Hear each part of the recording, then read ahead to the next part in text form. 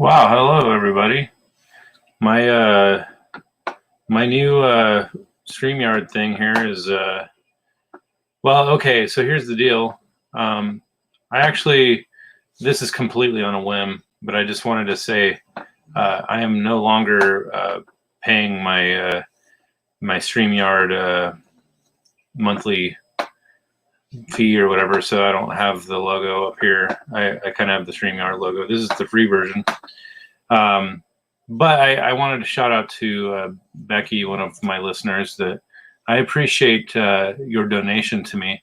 And she says it was a birthday gift, but I still consider it a donation for what I'm doing here. So I haven't actually checked in very much the last like month or so. I've done it maybe once every I don't know, a couple weeks, it seems like. But I just thought I had a little bit of time to talk to everybody, and I can see a couple people have stopped by already, and just wanted to talk a little bit about oh, Lady Weaver. Figures that you had stopped by. It's been a little bit. It's nice to see you. Just to kind of give you an update on my situation, I am now working my side business, and it's not just a side business anymore, it's a full business. And this coming week I have 6 jobs lined up, and that's just the ones that are scheduled. I have a feeling I'll be adding more to the schedule, and things are really starting to look up for me as far as my business. I have some warranty companies I'm starting to work with. I just got officially insured. Now, I had never actually been purchasing insurance because I didn't really feel like it was necessary for me to do 1 or 2 jobs here and there. And now that I'm like full-fledged, I need to be more legit, I guess. So yeah, I have a certificate of insurance coming. I have a couple warranty companies I'm in process of signing up with. One of which I've had like 3 or 4 requests already, and I can't even take the jobs until my insurance is submitted and my yeah, just a few little ducks in a row that I need to start working with. So anyways, so yeah, thanks, Lady Weaver. So yeah, I just started going to a different church because they are more, I guess one of their policies now is they're face friendly. They don't want to necessarily act like it's fearful to come into our church not wearing a mask. And I think that the majority of the people there don't wear masks. There's like 1 or 2 here and there. It's amazing. And people aren't broadcasting fear to everybody. They're if they want to wear a face mask, they can. So that's kind of my first impression of the church. There was a bunch of people that actually swarmed over to me and my family, embracing us, saying, yeah, welcome everybody. And they're complimenting how cute our kids are. And it's just been awesome. I mean, this is the second Sunday that I've gone. And, again, I'll just see kind of how it all plays out. If I'm going to get plugged into the worship team, that's one of the things that I've always done is played on the worship team. And then, I could play bass or play guitar or sing, whatever. So there's that. And then I also want to get plugged into the media as well, because apparently they have a really good media department, because they present really well as far as that goes. And I really want to develop my media skills, because I never went to school or anything for that. Really, my passion is just, getting down to the root issue of everything. So I just thought I'd check in today, just to kind of give you an update on that. And then, the other thing that I was thinking about is that church is not afraid to address the hard issues. And then the other, there was a couple people that are new subscribers, one of which I wanted to bring out in the open here. And hopefully he sees that I have subscribed to him as well, but or maybe he gets the notification for this. But I wanted to point something out about somebody that, in fact, I have this video up right here. I started listening to it. The video that it's called the Forever Conscious. Hold on. Yeah, Forever Conscious Research Channel. Forever Conscious Research Channel. Now, he has a decent amount of followers, but I started watching this video called Hard Truth. What's the point of all this? Why are we here? A common sense look at the Earth School. So in a lot of cases with near-death experiences, you get people that say, yeah, this is a training ground for to pick up little I don't know, credentials in some ways. Like our spirits are attempting to be refined to become higher level consciousness beings. And it's hard for me to oppose that mindset when it's almost like a theme. And even in Christianity, I start noticing that, I think that we are to be refined. It's talking about being refined in the fire and stuff like that. So I want to, kind of shine light on that. I've been hungry to freaking talk to you guys lately. I've been very busy with my trying to build up my business, and we have a lot of really cool things in the works, and I'm getting really excited about it.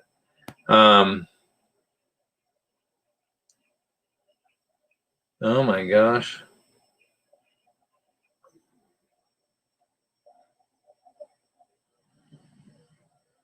Oh my. Wow. Okay. That is I'm sorry. Like just on a whim, I just got like a really interesting thing. Okay. Well, this is kind of where I was thinking this might happen.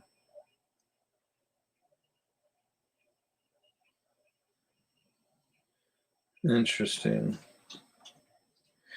Okay. Well, anyways, I'll revisit that. I'll revisit that in a little bit. Somebody from my past reached out and connected with me. Like I was in junior high when I knew this person, and I didn't recognize their name at first. And I pulled up their profile, and I'm like, huh, that doesn't really. They don't really look familiar. But anyways, I ended up. We're kind of chatting back and forth, and honestly, they asked me not to go into details, so I'm not. But they said kind of a bombshell. Maybe I'll have them on the show because I feel like this is a big issue and very modern day issue, and I'm going to be very cryptic because I don't really know how to address this without getting into the details. And honestly, I promised this person that I wouldn't get into the details. So. Anyways, and it's weird. They confirmed to me how I knew them, but apparently they have a new identity. And the crazy thing is, I actually, yeah, interesting. I'll get into that later. Okay, so Lady Weaver, you were saying I've only seen one other person in my whole town who doesn't shop with a mask on. Really? Our town has actually gotten to the point where everybody's becoming more risky and keep taking their masks off when they go shopping. In fact, I was one of the first few that you would see at the store. And, it's almost like if you're a Harley Davidson rider, you have the motorcycle riders that pass each other on the road, and they're like, hey, what's up? Fellow Harley rider or motorcycle rider. That's something I noticed that when you're not wearing a face mask, it's like you start identifying these people. Whoa, it's someone I can see their face. So I think it's pretty funny. Anyways, let's see. Sea of Tranquility, misrepresented, missed your monster stories, or don't remember the members under Amber Timber Embers. I'm not following that. I apologize. Maybe it's all just about increasing in love by coming down here to feel what no love feels like. Oh, that's freaking really sad. I'm sorry to hear that. Thereby increasing our love for God.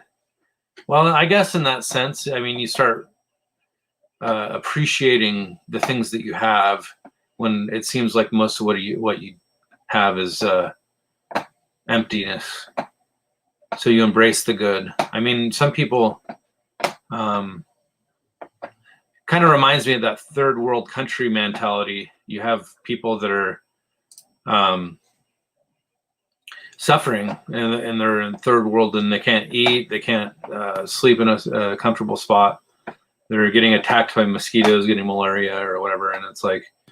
But then when anything good in their life happens, you could see that they appreciate it. And so for God, by experiencing the separation, then returning. Yeah. Do you have any plans on going back to UK or Canada or anywhere that you had lived before? I kind of wonder about that sometimes. And you're in Denmark, right? I just don't see myself ever traveling outside of this country. I'm in the U.S. and I feel like just anywhere that I end up going is going to have its flaws. The areas that it seems like everybody's plagued by the same things nowadays. Here, hold on a second. I'm gonna look up something on my YouTube, my tube. Let's see. Because I kind of want to stay on topic, and so back to the guy that I was telling you about. It's called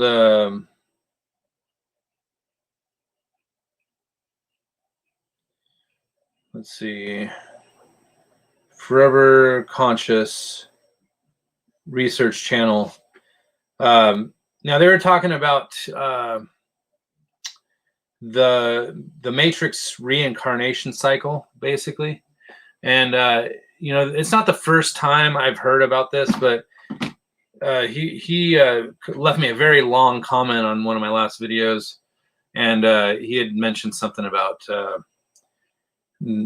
how we're basically trapped in a prison, which it's difficult for me to not see kind of this cycle that we're potentially in. Now, for me, I trend toward the belief system that we are here to be refined, or embrace. See, the thing about the Matrix reincarnation cycle, it kind of reminds me of why Jesus came. It's like Jesus entered into the Matrix reincarnation cycle so that he could stop the cycle, and basically it destroys the empire loop, the Matrix empire loop that we're stuck in. And in some ways it's kind of crazy to say it that way, but when you've seen enough near-death experiences, you start realizing that there's weird patterns of consistency, but there's weird patterns of inconsistency, which kind of throws me for a loop, because it makes me wonder if, like, wait, there's almost like a narrative that these near-death experiences are pushing, but at the same time you start seeing the anomalies, or the things that are making people believe a certain way, but you start seeing the flaws or the holes in or the contradictions. And when you start seeing contradictions, it makes you wonder, like, who's feeding them the information, or maybe they're just interpreting it in the way that they know how to interpret it, based on their belief system, which is oftentimes the filter that people look through, is their belief. Man, I really want to talk to this person that's been messaging me. I really want to share. In fact, I'm going to share that I'm on the live stream with them real quick and see if they'll pop in. So bear with me, guys. Just 1 second here. I'm going to let me share this link. Share.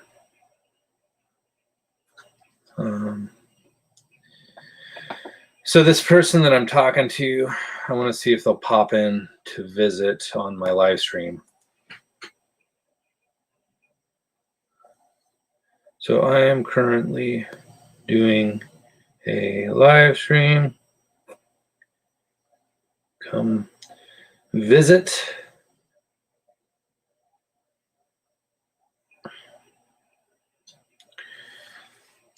All right, let's see if they come over. So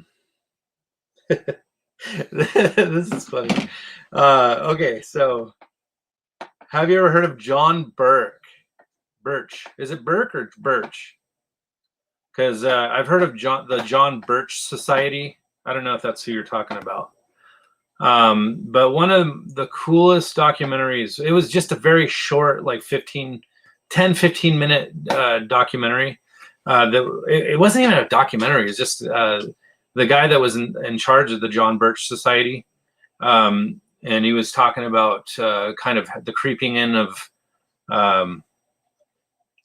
the communists, and how society would look as they begin to take over. And really, it's scary how true it looked. When you go back to the 60s, when this guy was talking about it, it's like, oh my gosh, this guy is laying it out exactly how they're going to systematically,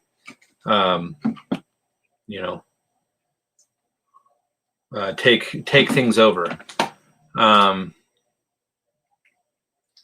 Yeah, who the heck is John Burke?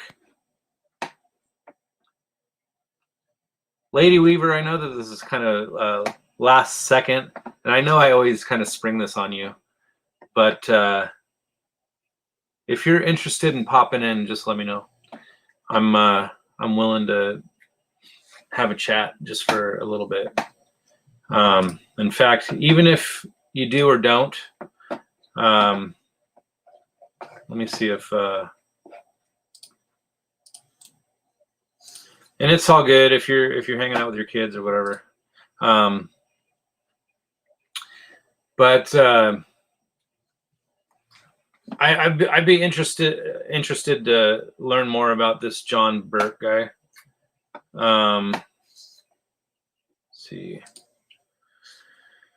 former or NDE researcher, author, pastor, former engineer. Yeah, I don't know who it is right off the top of my head, but it is interesting to me because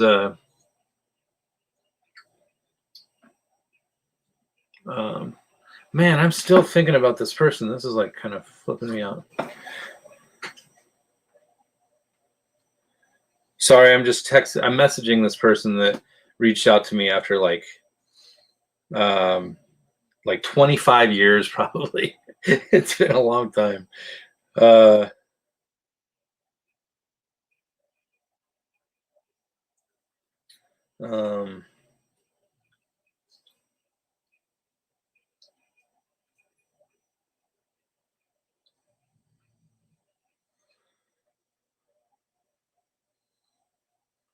Sorry guys, hold on a second.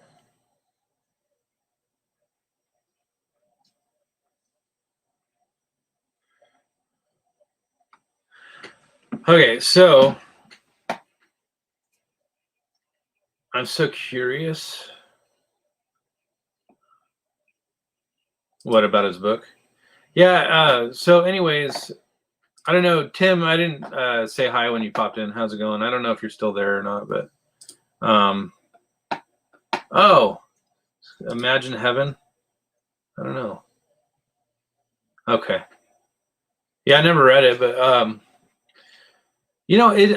find it very fascinating listening to near-death experience researchers, because more often than not, they believe in the phenomenon, but there's one guy in particular that actually doesn't look at near-death experiences like they're authoritative in any way, and he treats it like it's a brain phenomenon. Hey Tim, how's it going, man? So I always trend toward this near-death experience thought process because it always makes sense to me how all these things kind of tie together, and knowing all the patterns that you can kind of piece together, I'm happy to do more research in this area, because really I'd like to gain the most knowledge that I can about this topic. But so this matrix reincarnation cycle, I was thinking about the first time I think I ever heard about it was I was listening to this podcast where this I'm trying to remember the name of the podcast, but I think it had something to do with like smoking pot, and then it's kind of the concept of getting high and then thinking about the higher level meaning about things. And I think it was called high something. But anyways, this guy had a guy or a guest come on to a show, and he was talking about how when you die, if you are heading toward the light, resist the light. Don't go into the light, because all it's going to do is basically take you captive and throw you back into the matrix. And while I don't agree with that perspective, I've been pretty open-minded to perspective. So if there's anything that seems like an interesting pattern, I look for it, and I'll see if there's something that I can identify to. Again, it goes back to that philosophical. Oh my gosh. This is the guy. I was just talking about you, man.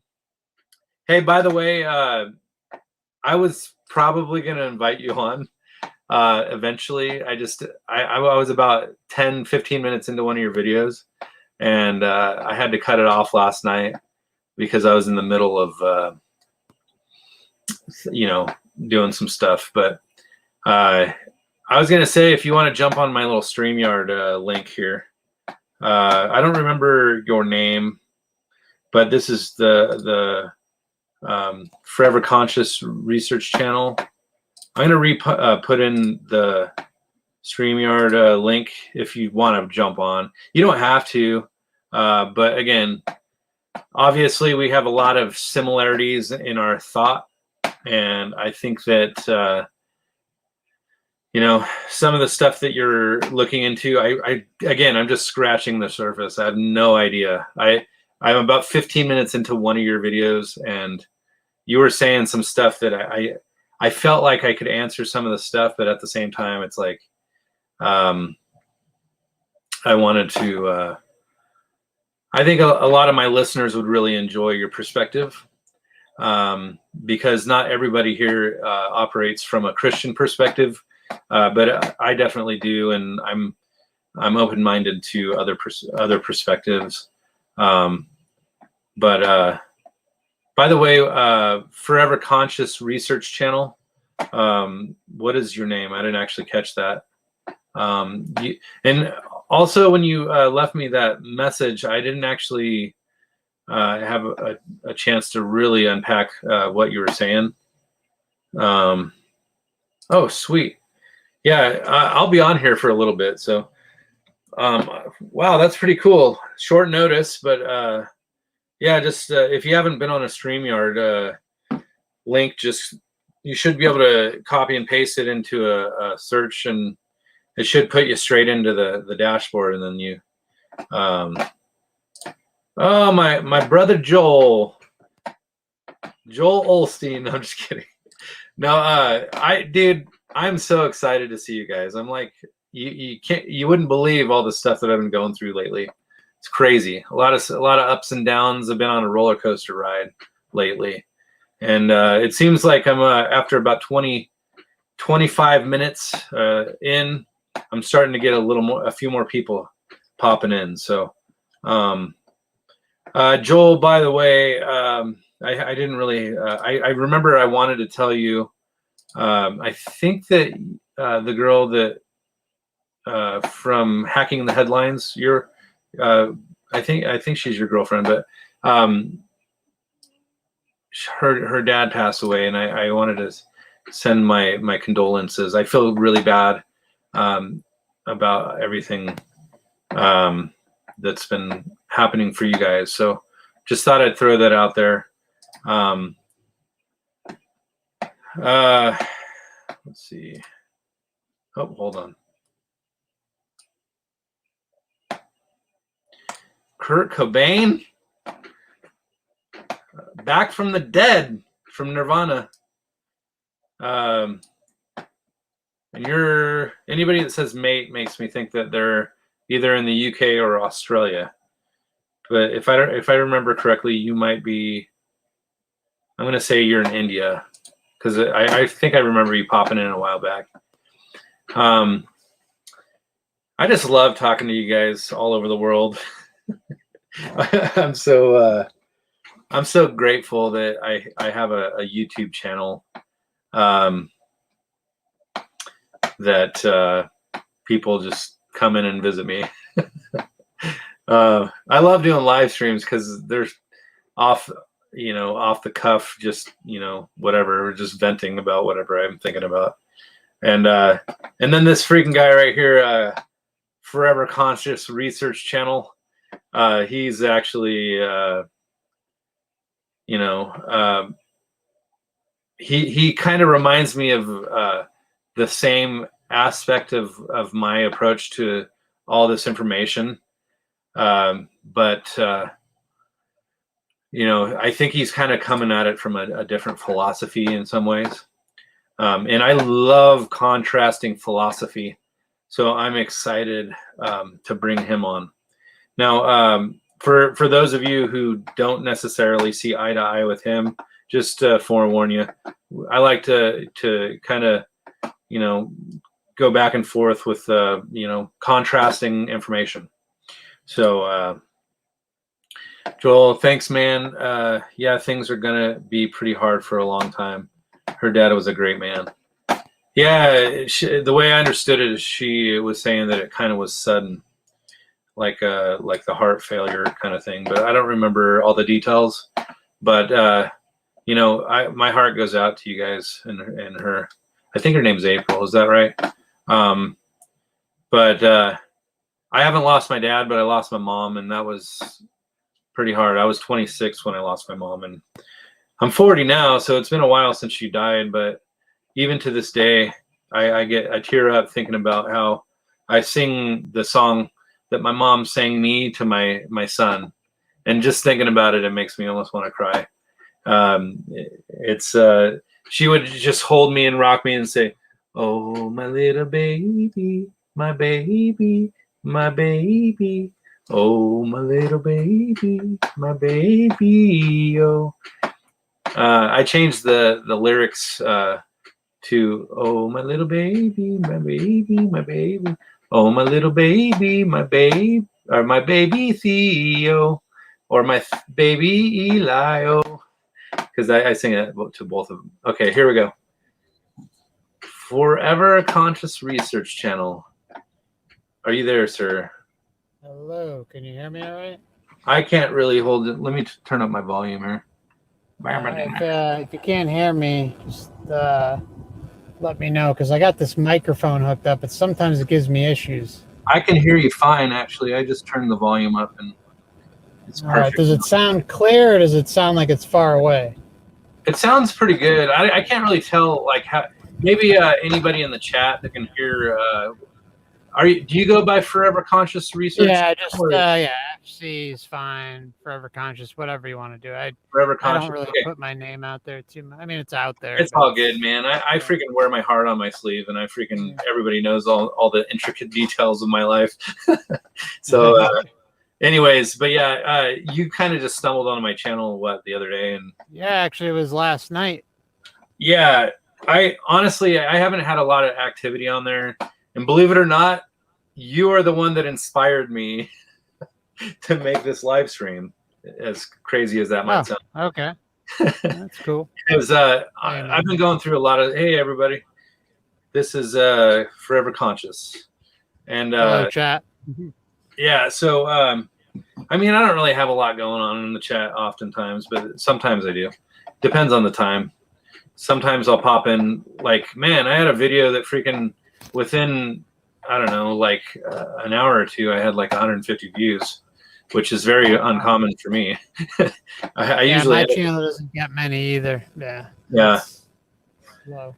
So just to kind of introduce you to everybody, because I wanted to actually talk to you on a stream like this, and it just so happens that here you are. So worked out good. Anyways, so just real quick, this is Contemplating the Cosmos is my show that I kind of do here and there. And then Cool. 4BZ Truth is my YouTube channel. Now, my ultimate goal is to seek truth and define what that actually means, because obviously people have their own version of how to define that. And I'm not saying that truth is subjective, because honestly, it really depends on the filter you're interpreting everything through. And so I feel like you and I might have a lot of similarity in, venturing down this rabbit hole, so to speak. And absolutely. So I kind of want to see where you're coming from, and maybe introduce yourself a little bit on where you're coming from, I guess. Yeah, basically, in short, my journey kind of started when I would say, like, around, with the Iraq War, Afghanistan War, and everything that happened in New York there, I started to question things, and you start to see that you're being lied to blatantly. We were lied to about the Afghan War. When I was in high school, I was a freshman in high school. My friend's father showed me the Roswell alien autopsy thing. Even though we knew it was fake, it was kind of cool, and we liked the alien narrative. And we also have the Kennedy thing with the so-called assassination of him. And a lot of people say, "Oh, well, so-called. What does that mean?" Well, it's a production. That's the way I look at what happened. Yeah. And a lot of people will hear that and say, no, is this one, is that one? Well, from everything I can tell, it wasn't. But the reason why I'm explaining this is because when I grew up in an Irish and Italian family, and so the JFK was a big thing in my family. He's got part of our blood in there and stuff like that. So it was something that was always in the back of my mind. I saw the movie JFK when I was young, and I was like, wow, how could our government do this? Blah, blah, blah. And as far back as I can remember, I can always remember having a sense that something wasn't right here. I always knew something was off. I always felt like I didn't really belong here. And that question and that thought process was going through my head all those years. So leading up to, leading up to, the Afghan War and all that stuff, and then figure out all the lies that were behind that. Then you fast forward. So I would say it was, I've been seriously, diligently looking at the fabric of reality and everything that's going on here for about 14 years now, nonstop. Yeah. Like it's an obsession of mine.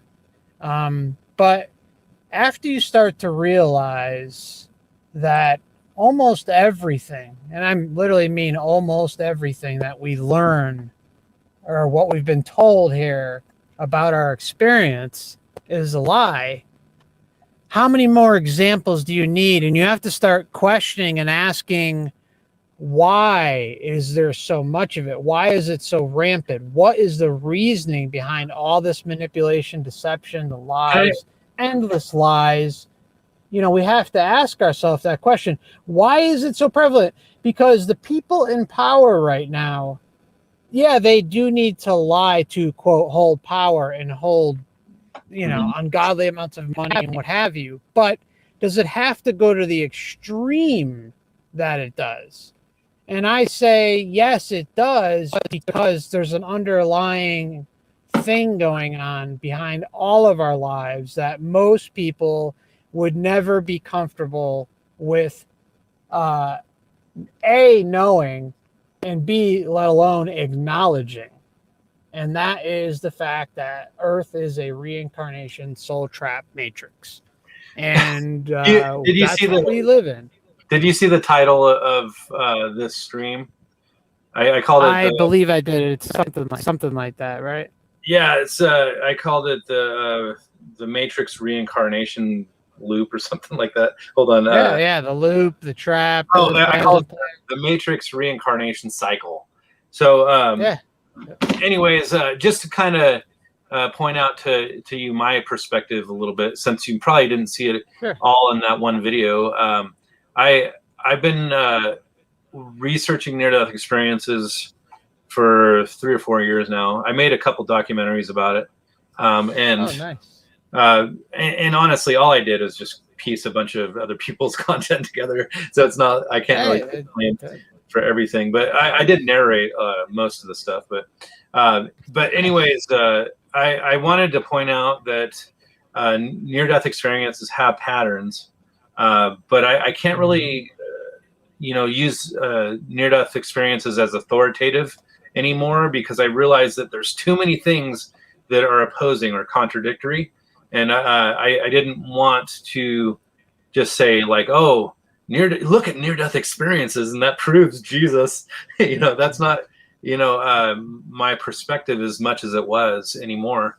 I almost look at it more like there's some sort of, like when you die or transitioning into this realm, where you're receiving some sort of narrative. And I'm just going to say right now that it reminds me of the Matrix, because, that somehow your consciousness, is aware of whatever it's being presented. So if you're in this reality here, you're aware of what is being presented to you. But if you're being presented something else when you die, then that could be, I'm not saying that this is like a digital reality. I'm saying it's more like this is a realm that manifests in some ways. I don't really know. Honestly, I don't even know where to start with this, but to be honest with you, I'm starting to think that,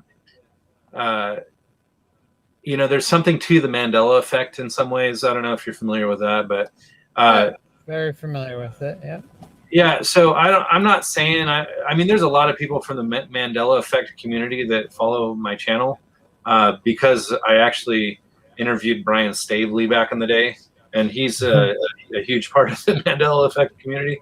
And yeah. So anyways, so I started realizing that the like, I don't know how to believe or how to understand the Mandela effect, but I'm starting to think that maybe there's something to, our consciousness having this ability to manifest. And when we actually come together as a group, that group think, you might say, or group consciousness actually has the ability to create. And I think that's definitely part of what goes on here. Yeah. Yeah, so like when people start believing a certain way, that is almost like the narrative that's being presented to you. Mm-hmm. Not necessarily from the perspective of just being brainwashed, but we are literally no. Again, I don't. This is a pretty deep topic, but so like the powers that be, I almost look at it like there's more than just a conspiracy of people. There's a conspiracy of like some sort of spiritual, higher level consciousness conspiracy. Absolutely. I So that's completely kind of agree. We're in a spiritual war. There's no doubt about that. so. Now, you had touched on something in that video that I was watching about. Which one were you watching? It was just like, hold on, let me go back to it. Pre-birth memory guy. The hard truth. What's the point? Oh, of that all? one. Yeah, that's that one. I kind of cover a bunch of different things. Yeah.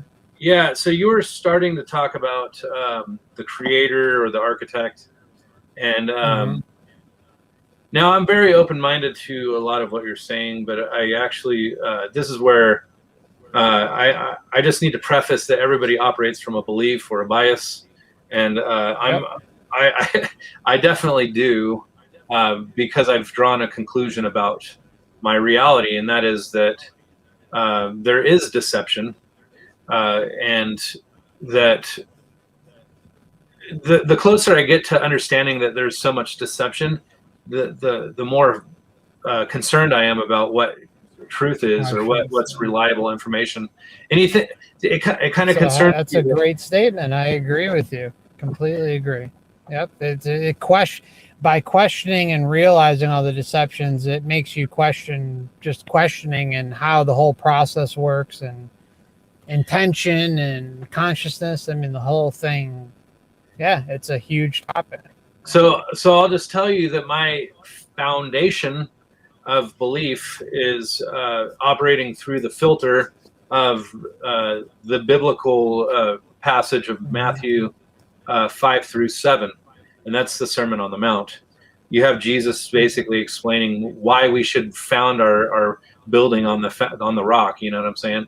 So the wise man builds his house on the rock, but the foolish man builds his house and the whole house concept is really your philosophy or your belief.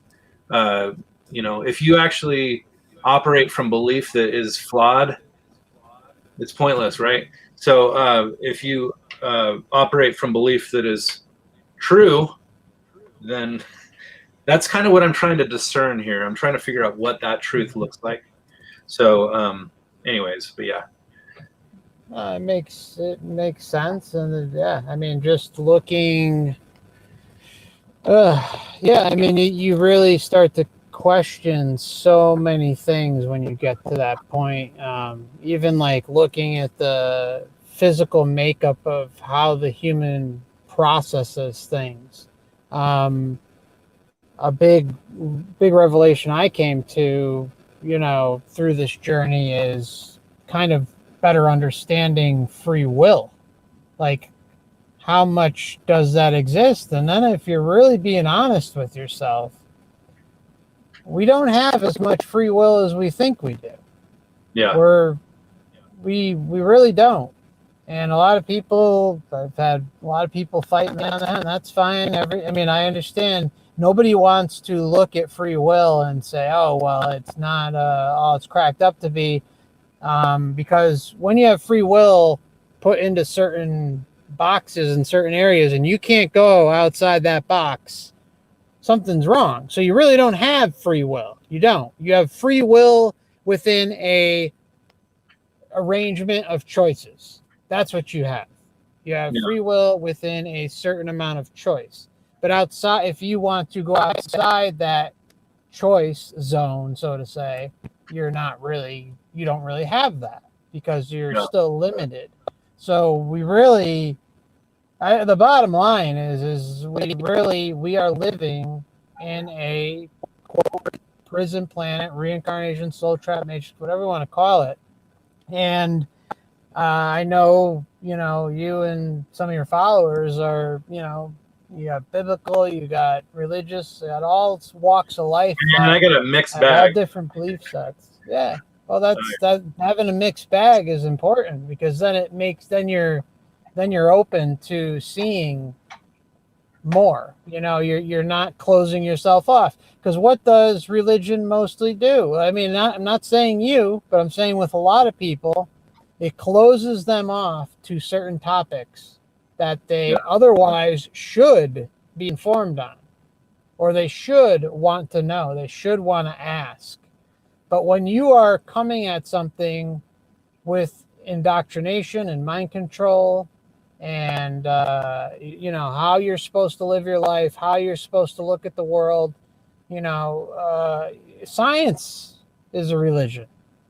Sure, there's a lot there that helps us, but a lot of it all is also in place to prevent us from looking into things further. That's really the hard truth of science too. I mean, it's no different. Dogmatic. It's a belief system.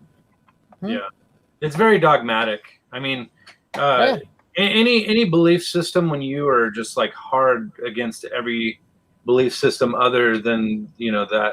So like science is one of the most religious organizations I can think of, and it's not even science. It's the mainstream science, which kind of leads me into this mindset. Now, I ran across something that you had on your channel that talked about the moon landing hoax. I don't know. A lot of the stuff I've talked about in the past is like with flat Earth and stuff like that. Now, this Lady Weaver's talking about the movie Level that just came out. It's like a documentary that Hibbler Productions just put out, and it's a really well done documentary. But again, I've kind of gravitated away from that discussion, because people are just so freaking, they get this knee jerk, dysphoria. They don't want to even talk about it. They get offended to even talk about it. And it's like, a lot of these topics are like that, where if you mess with my fundamentals, I'm going to be offended by you. And it's the story of our lives, right? Yeah. See it everywhere. Experience it all the time. Yeah. So, now Joel here, More Than a Flame, he says the architect is what the Masons call Lucifer, or the light bearer. So that's another one that I really contrast a lot, is like Freemasonry, and their God is Lucifer, who's the light bearer. Now, oftentimes Lucifer will try to, and again, I almost look at Lucifer like he's a concept, not necessarily that's the way I look at it too. Yeah. Yep. Same thing. Yeah, but I am open-minded to him being an individual, being an entity. Yeah, being an actual entity who. Yeah, I am too. Yeah, I have no way of knowing. All I do know is, honestly, the way you got to look at this. Something really messed up out there is helping run this place, or some group of messed up entities out there are helping run this place. You don't need to know the name. Who cares? It's happening. See, like this is what my channel has kind of evolved into. It's gotten to the point where we do not need to know the finite details of every little thing. As long as you know, based on looking at something and researching something long enough, that that there's a component of truth that can be applied to this reality or your life or experience in general. That's really all you need, because you're going to spin your wheels. I cannot tell you how many hours and weeks and months I've spent looking at topics that really, yes, they're important, but I had the base answer. I didn't need to know all of the extravagant details, because you're never going to know. That's the one thing on this adventure that I've learned, is you're never going to get all the answers. And if you think you know all the answers, then fool, and you're just brainwashing yourself. But if you have a base outline of how reality works based on data trends, patterns, life experience, having a broad look at all different types of topics, not just, a little small area, but really being able to look at everything. And then once you look at everything and have a relative understanding of how this works, what's going on here, and then you really could zone into, first off, you have to, we'll get to the reincarnation matrix trap part right Hey, now. But first, I don't want to cut you off necessarily, but I hope that you don't mind. I need to break away for about 45 seconds, maybe to a minute. Okay. And go for it. I need to grab my baby because he's freaking out in his room. Oh, no. Go get your baby. My baby. He's go get your baby. You're fine. Hang on 1 second. I'm going to get a drink of water. I'll be right back here, too. Okay.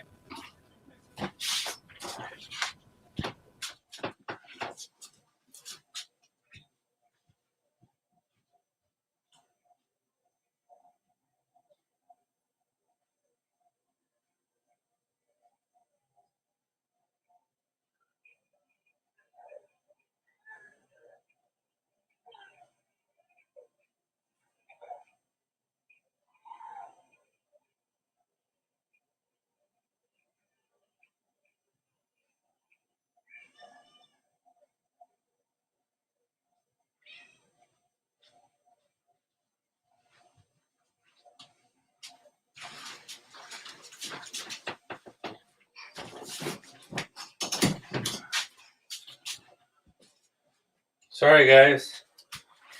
Hang on 1 second. Okay. I'm back, everybody. I just wanted to grab this little one. Who's all right. Hey, little one. You got a good dad there. Yeah, my wife was taking a nap, and I told her that I'm going to do a live stream real quick, and I'll be watching the baby on the monitor. And I don't want to. Yeah. Anyways, look at who's that. we'll try to, buddy. Sorry if it becomes a distraction. These kind of things. Oh, it's fine. Fine. It's your baby. You gotta take care of your kid. Yeah. So, anyways, no, but I can appreciate your perspective, and Joel, More Than a Flame, he and I see eye to eye on a lot of things, but other times when I entertain concepts outside of our typical belief system, I think that it might ruffle his feathers a little bit, but that happens a lot, right? I mean, that's he says part how of can this journey. Yeah, you're supposed to. You're just honestly, this is an individual journey to be working on yourself and doing what you need to do for you. Whatever anyone else thinks you should think or should live by is not really. It's sorry if it's not their business. No offense to him or anyone else, but that's where you kind of have to get. I think. I really think you need to be open to everything. It doesn't necessarily mean everything is true. It just means being open. So, like as I was saying, like he's talking about Lucifer is real, blah blah. That sure. I mean, I'm not saying he might not be, but I think there's clearly entities that do raise hell here in this place. Sorry, little guy. Raise Cain. Oh yeah, here, earmuffs. Earmuffs. Yeah. But we don't have to go to the extent of having to label everything and be definitive about everything, as long as we know that yes, there is something evil that is absolutely running the show here, or a group of evil entities running the show here, and everything is agenda driven. So that all leads back to the reincarnation. Can I give you a little perspective on where I'm coming from with? Jesus, I guess in some ways opened our eyes to the concept of the narrow road that leads to God, so to speak. Now, and again, a lot of these things can be interpreted as actual, like a physical road that leads to God or something, or it could just be a concept. Now, I'm just entertaining what that could look like. Now, so Jesus basically said that his purpose is really to show you the road and how to enter into heaven, so to speak. And now, so that kind of reminds me, if we are indeed in this quote unquote matrix, or this loop, could this be one of those things where Jesus entered into that this realm to show us how to get out of it? You know what I'm saying? Oh, In no a offense, sustained but if state. he did, he really didn't. He didn't. I'm all for that. I think the message of Jesus is beautiful. It's a breath of fresh air. But do I see that he had the impact that he should? I'm gonna say no. Yeah, He's well known. He's a great messenger. But if his message was truly liberation, well, we're living in everything completely opposite of that. That's just my opinion. But yeah, basing that on life experience and what I see going on here, and if you saw the Hard Truths video, that's kind of what I talk about. How we have these overarching themes here on Earth that continually present itself: war, famine, rape, slavery. All these nasty things, and and they're all control structures and rooted in negative energy, negative vibration, evil, whatever we want to call it. And no offense, but religion fits under that category too, because it is another form of control. Um, well, are you freezing, or is it just okay? I don't know if you can hear me still, but it seems like you're frozen on there. Um, hold on, Joel. I wanted to see if I can get him back here. Let's see here. Yeah, again, I mean, it's good to talk about these things in depth. And it wasn't my goal to try to back him into a corner and make him feel like he doesn't look at it right or whatever. I just, oh, there he goes. I would like to get his perspective and then see how my perspective could help. Really, my goal is to show people what it is that I've discovered in my walk, and help people see kind of where I was going with it. Now, I also take the position that I don't know everything. So, all right, Joel, hold on a second. I'll let you come on, but I just don't know if this other guy, Conscious, whatever. Let's see. Yeah, Forever Conscious Research Channel.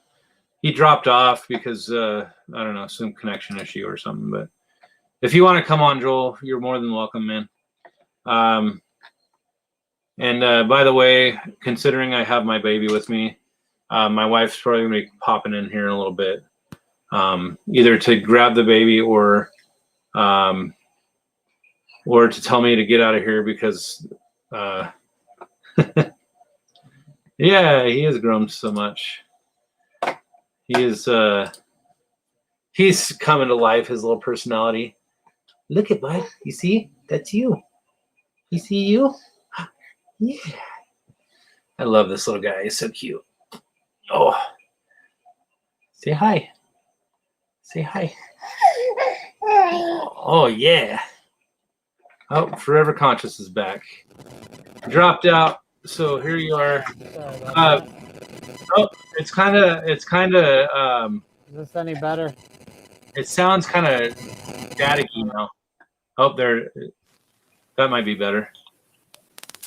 Any better? A little bit. Still bad. So my buddy Joel, one of my followers, I think he's getting kind of anxious with some of the stuff we're talking about. I think that he is open-minded, but sometimes I don't really see everything from his exact perspective. I'm going to bring him on if that's cool. Is my mic bad though? Because I can leave and come back in if it's. No, the mic's better. It was kind of off at first. Okay. Well, I'm not trying to change anyone's opinion or views or anything. And I'm not really looking to get into a debate about religion either. Oh yeah. That's just, I'm not interested. It's just no. no offense to anyone else. That's kind of my concern too. Is I don't want to bring on Joel just to have him start reaming you or something for. I'm just, I'm not. Everyone has a right to their opinion. If he doesn't agree with it, that's fine.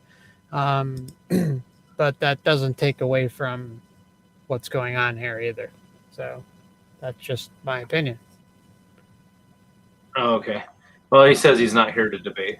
I don't know. So, anyways, let's just keep talking. I mean, so the problem is when you presume that religion is true in general.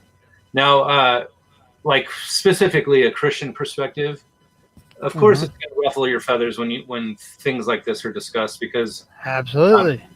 I mean, for me, dude, I was like, in fact, this person that may or may not be listening right now, I sent them a link, but they reached out to me on Facebook and found me after like 25 years. I haven't talked to them, and just learned that they've literally changed their identity. They're no longer the person that I knew them as when I was in junior high. So seems to happen a lot these days.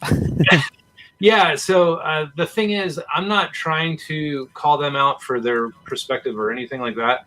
But it is interesting to me that, it's almost like this culture facilitates, they almost embrace people that are outside of the box more than, almost like they're trying to shift the culture of what was happening in the 40s, 50s, or even going back to the 1800s when everybody was a homesteader or something. Everybody took care of themselves. They didn't depend on the government. They didn't depend on anything, and it was all about maintaining their like having spiritual freedom or freedom of religion, you might say. And now there really isn't freedom in religion anymore. I mean, no. I think it's become more taboo nowadays. But it's interesting because you start seeing those patterns, and for me, I can't help but contrast with the near, or what do they call it? The end times, concepts, like unless, like the powers that be are creating that narrative to make us think that we're in the end times. You know what I'm saying? Like this whole freaking vaccine thing. Oh, there goes this video. I freaking just said the trigger word. Dude, I've had 12 videos removed. I've had 2 strikes since this channel.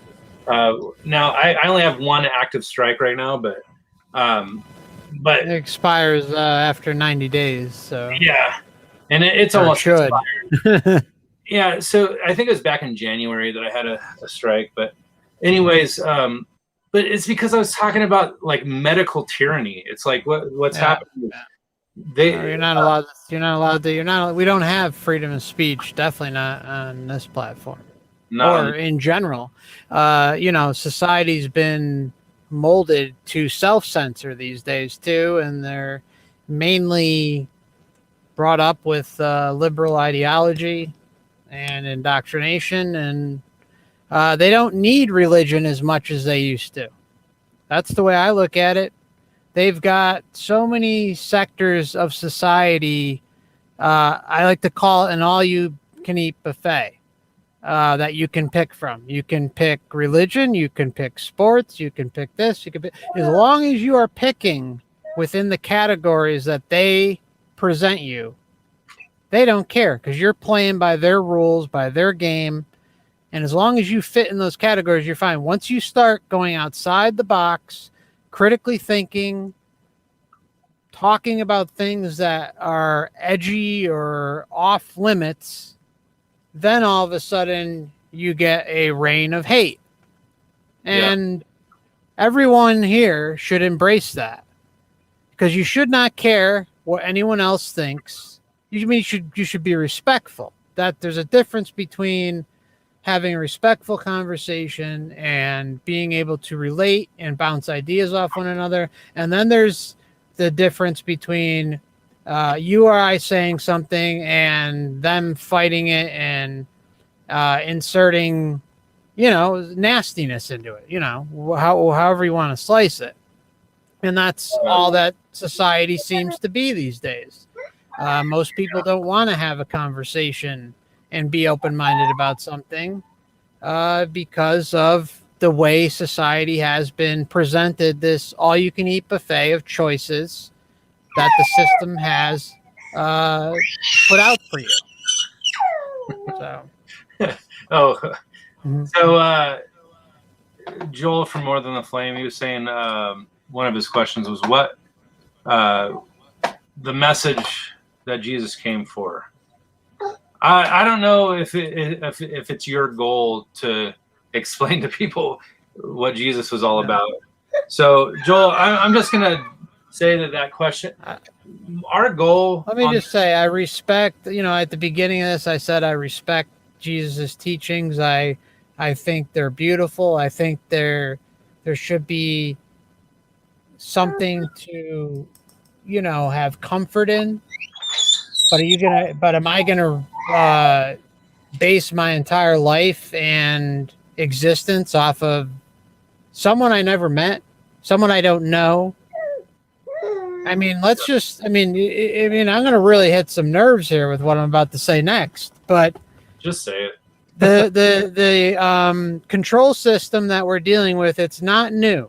Okay. It's been around here as long as we have records for it. There's something going on here as far back as we can find evidence for it. Okay. Yeah. So if you are controlling a system, you know that a real human being has empathy, compassion, love inside of them. The most important human traits that everyone should have, but doesn't, obviously.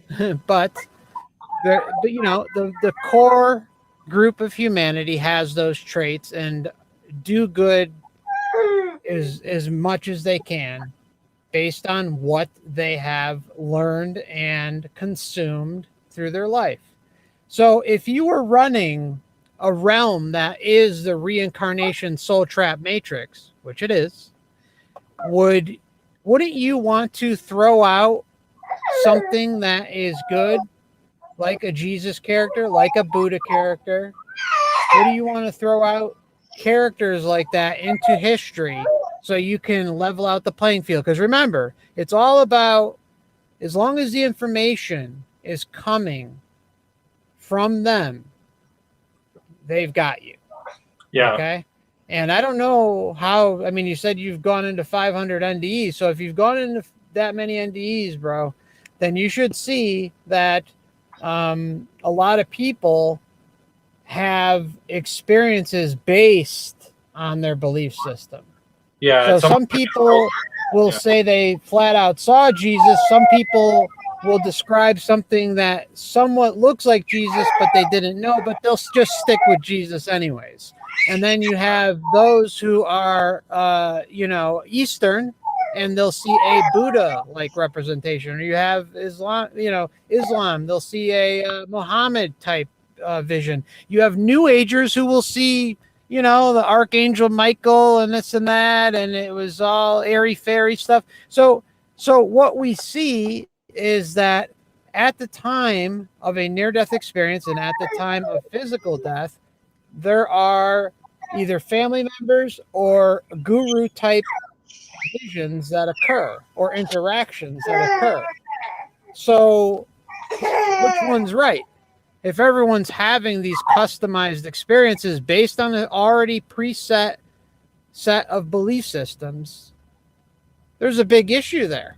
There's a big issue there because you can't just say, oh, because it's, I saw Jesus, that's right. Because over here is someone who is a Buddhist and they saw Buddha. Here's someone who's Islamic and they saw Muhammad. Yeah. So what makes one right over the other? That's what really is the key talking point right there is that the experience is customized to a already existing set of belief systems, and that is a major red flag for me because it creates a pattern, and that's what I'm always looking for. Like you, I look for the patterns. Yeah, and I think that there's enough patterns to say. Okay, so like for instance, one of the guys I interviewed, Howard Storm, he's a very well-known. Okay, I'm very familiar with him. Yeah, so if you haven't heard my interview, you might go back and listen to it. But anyways, he, it's weird. Like the ones that, like say for instance, he said he was an atheist going into his death, and that he mocked the concept of God, and now. Obviously, when he was introduced to Jesus in his near-death experiences, it like changed his existence. He had a transformative experience, and that's a pattern that I see with almost every near-death experience. Is that you go into the near-death experience, and then you come out completely transformed. So completely different person. Yeah. Yeah. So the thing is, I started noticing like, okay. So people, now whether they're transformed or not, does it mean that they have some sort of truth after the fact? I'm not necessarily saying that. I actually feel, because I contrast like biblical perspective. It says, be transformed by the renewing of your mind.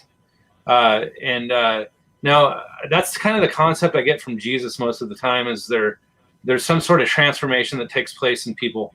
When they're on the right track. Now, granted, in the sense of near-death experiences, I don't think that you can really pick up doctrine out of it. I mean, there's like say for instance, I was just on this forum. One of the forums I follow on Facebook. It's called Jesus and the Near-Death Experience, and most of the people on there say that they had an encounter with Jesus when they died, and and basically. Someone posted an image of Jesus and said, someone painted this picture of Jesus after having a near-death experience. Is this really what Jesus looks like? So, that movie that came out, Heaven is for Real. I don't know if you heard of Heaven is for Real. Is that a near-death experience documentary? No, it was just a movie.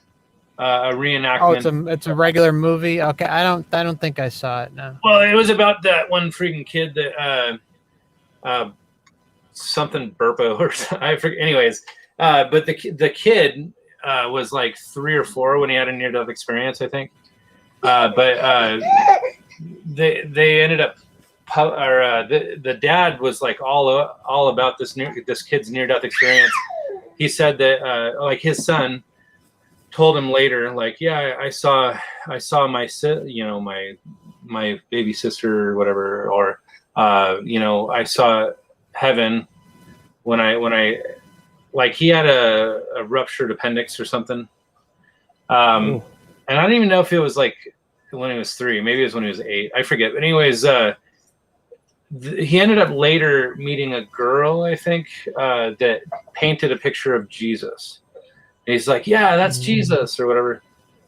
But then I heard a rumor that that kid actually made it all up. I don't know if it's true, but again, you can never trust rumors. But maybe. I mean, even if it's interesting, but how do you know it's Jesus? Well, so that's I think that really. I didn't even get to my point. So the thing is, the guy or the woman that was asking that question on the forum, she's like, "Is this Jesus?"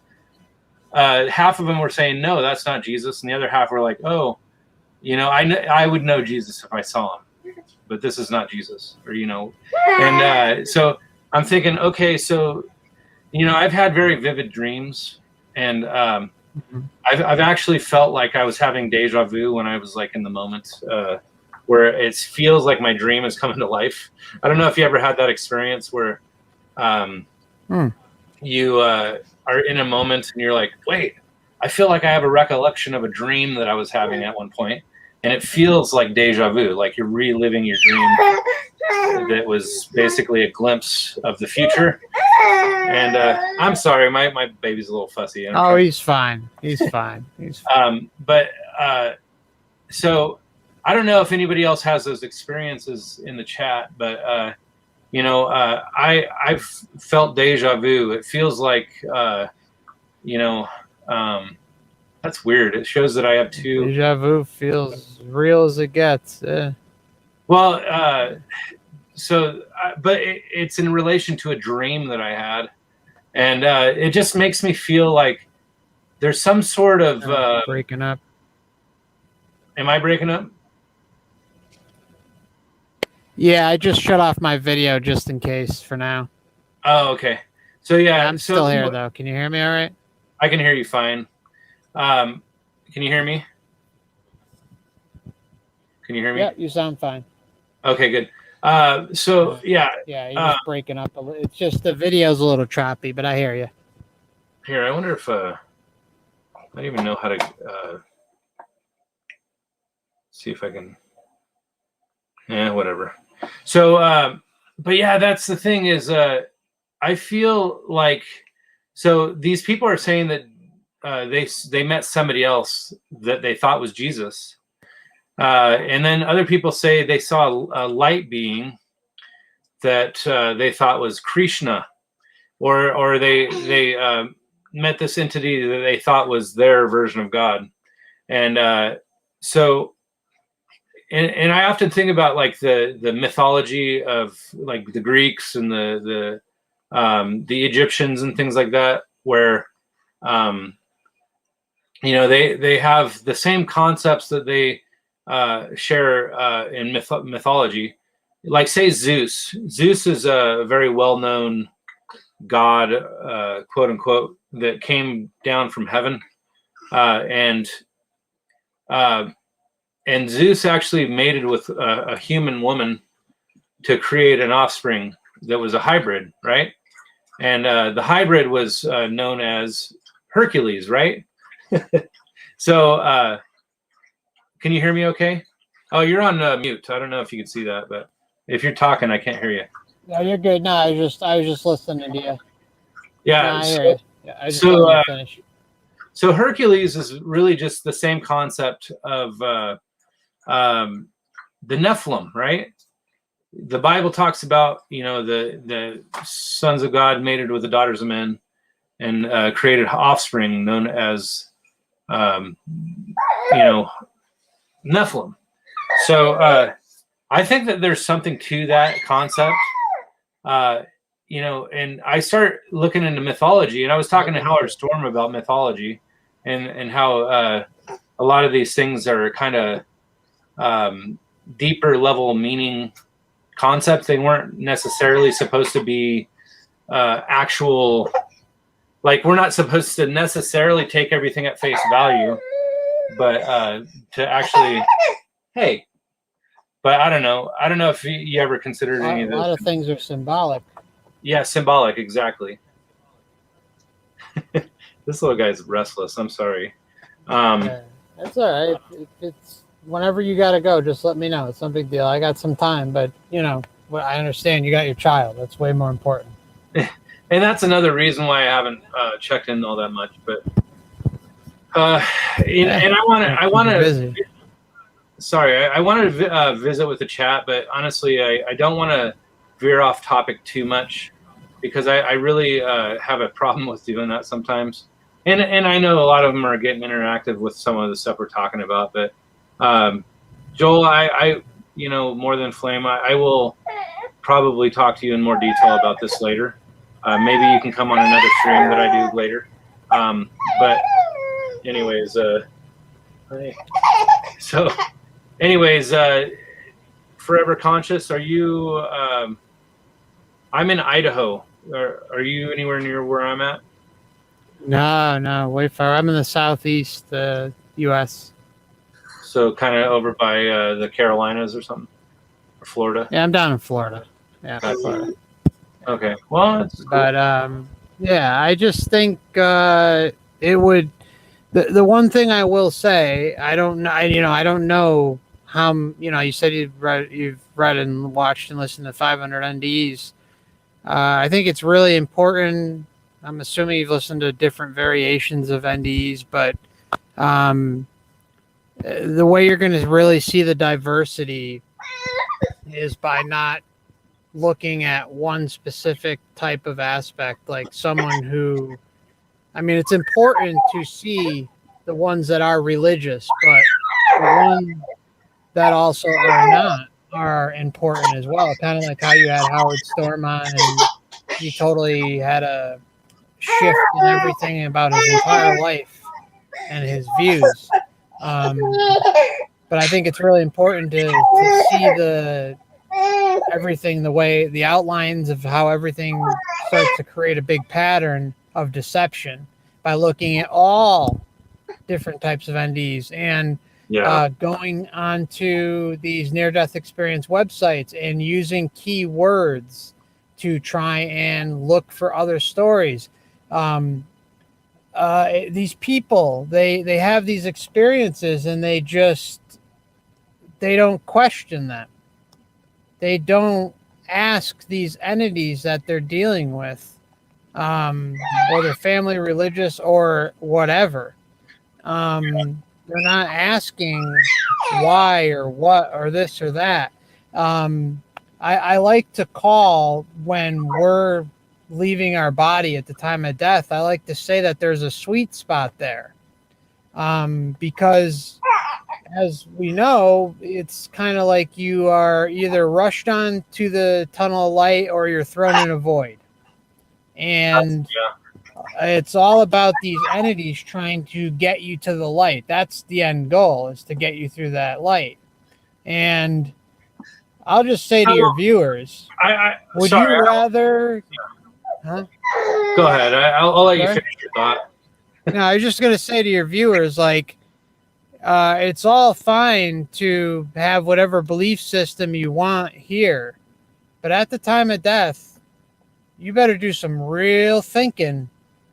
You better not just make a snap decision, because it could mean that you'll end up back here. If you want to come back here, then by all means go for it. But I know most people that I speak to do not wish to go through this dumpster fire that is planet Earth again.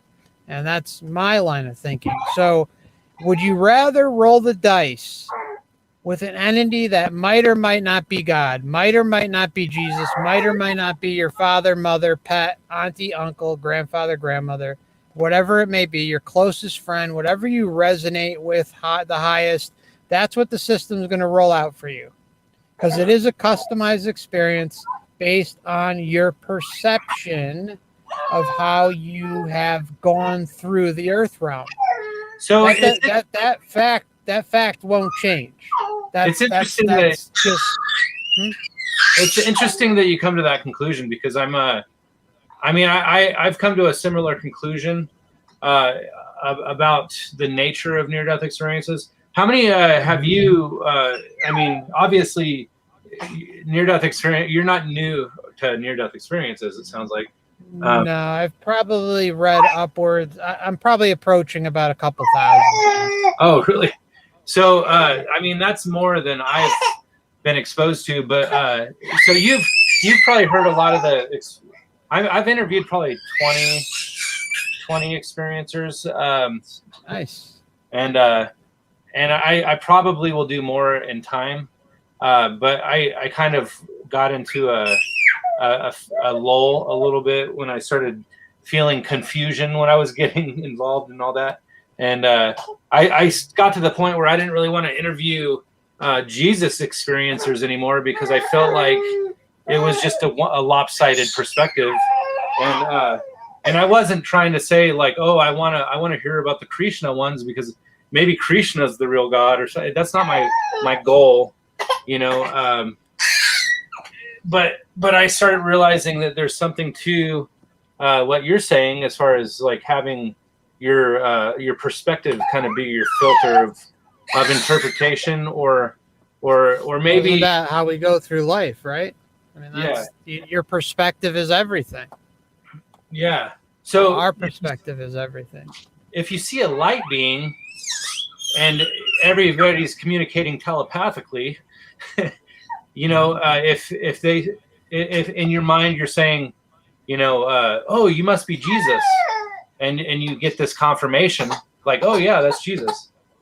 Hey, you stop it with your little tube. Oh man, I was really excited to have this conversation with you, and I appreciate that you're patient here, but I might have to wrap up because I understand. We could always do it another time. It's up. Yeah, no problem. Let's keep in touch. I think that. Whoa. All right. And I just want to say to More Than a Flame, I didn't call Jesus a failure. What I was responding to Charlie when he said that maybe Jesus was here to liberate and make people more known about what's going on.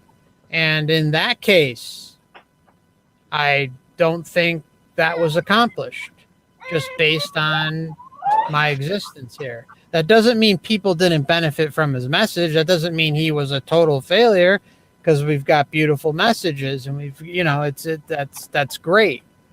But I'm by no means saying that he's a total failure. No, not at all. I think that's just misinterpretation. I don't know if maybe I implied that, but I didn't mean to. I'm just saying, and where is the proof that it's customized?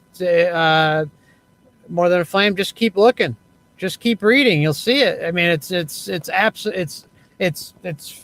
It's fact. It's absolutely customized to the person's experience. So there is some slight deviation in it, but for the most part, you will see that all these experiences are customized to a prior set of belief systems.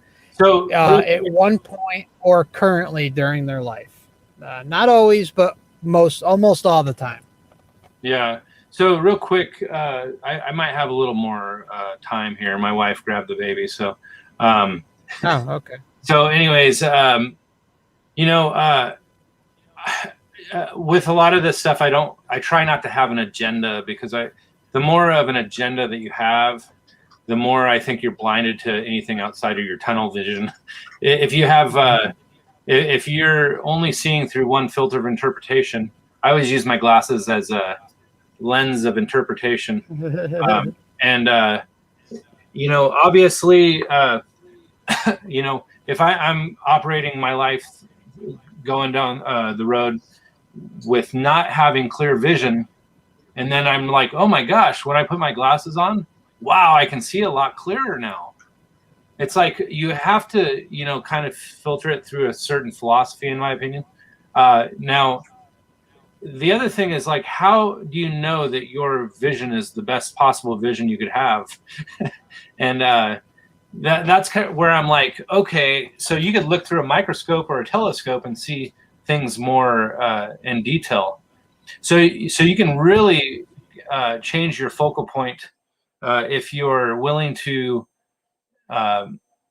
consider things outside of your realm of belief, I guess. So and for someone to just dismiss all of the Eastern philosophy because they believe in Western philosophy, I think is naive a little bit. And I would like to consider these things without. Well, if someone is just dismissing Eastern philosophy, or vice versa, is dismissing Western over Eastern, you know, whatever, you know what I'm saying, then that's ignorance. That's just acceptance and ignorance of not wanting to learn. And that's just the way it is. If someone wants to come at something and not be open-minded to listening to everything and looking at it as a collective, that's on them. Because that's kind of where I'm at with my channel. I am not out to convince anyone. I am not out to convert anyone. I am just out for the truth. And I can appreciate that. Come along for the ride or not. It's, whoever's listening. I mean, there's so much out there, and like More Than a Flame says, I bring zero evidence besides other people's stories. Well, if you actually were looking at the near-death experiences as a whole, and if you were to go to court, there is evidence that could be presented to create a case. It's not like this would ever get to a court of law, but the point is there's enough there to present data. What do we live in? We live in a data-driven society. When you start to see trends, what does that do? That creates percentages, right? They do polls on, left versus right, and all different types of things with politics and belief systems. And what do? They come up with a percentage. Okay, 75% of people believe in God, and 25% are atheists. You know what I'm saying? So it's the same thing. Why is it just because someone is telling their experience that it's immediately discounted? Yeah. Why does that make it discounted when there are actual patterns there that we can go and look at and say to ourselves, okay, this keeps popping up time and time and time again. Is everybody lying? So let me ask you this. I mean, seriously, I'm not out to convince anyone. If I am here to talk about what I'm sorry. I kind of want to just leave the chat out for a second, because honestly, it's a little distracting. So let me ask you this. I had an interview. My first interview with a near-death experiencer was the one that kind of threw me for a loop the most. And I was actually very excited when I was able to get him to interview. Who is this one? Brian Melvin. The name sounds familiar. So he had a hell experience, right? And now, for me, I felt like a lot of what he was saying reminded me of the Matrix. Like, it wasn't that this is the Matrix; it's that the real reality was like when we die and then we come into this realm where you're muted again. I can't. You just kind of suddenly muted, so I don't know if you can hear me. Or no, I'm listening. I just wanted to let you say what you wanted to say. Yeah. So, anyways, as far as Brian Melvin, he ended up with cholera, which was like from drinking contaminated water. And so he had an out-of-body experience where he saw his dog trying to lick his hand and his face and stuff. And then I think I do remember this. He came up out of his body, and then he was up on the top of the ceiling, and then he could see like a little smudge on the ceiling where the guys that were working on the building when they were doing the construction left a fingerprint or like a thumbprint or something. And he actually noticed that when he was up on the ceiling, and then he said he descended through the ceiling onto the roof, and he could see. Because he had never been on the roof before, and he saw a bandana that was around this like water cooler or something. And he was explaining these things that, like, like you can't just go and dismiss like all near-death experiences as being false because it doesn't jive with your perspective. And so this guy basically went on to have a confrontation, or you might call it the Great White Throne Judgment, and he talked to Jesus, and Jesus kind of sent him down into this pit, this vortex, that he ended up meeting people that he was familiar with, like in his life, like apparently they were like, yeah, we're in paradise, and he's like, I don't know how you made it to paradise when you were like a horrible person. and apparently these people kind of transformed back into their normal. They were like reptilian beings. He said that they were like shape-shifting reptilians. I don't know if you're familiar with a lot of these guys that are. Oh yeah. So Familiar with that. But they were presenting a narrative, and they were trying to deceive him in this hellish experience. And so he ended up going down this path that was leading him to his little personal torture pod. And in each of these, I'm sorry, you broke up. His little what? He was actually being led down a path to bring him to his personal like torture pod, which is like really weird, but okay. But he could see all these other people that were in their torture pods, and seeing kind of how it was all playing out for them, where basically each of these people were being tortured in their little pods, and it was being given by these demonic entities.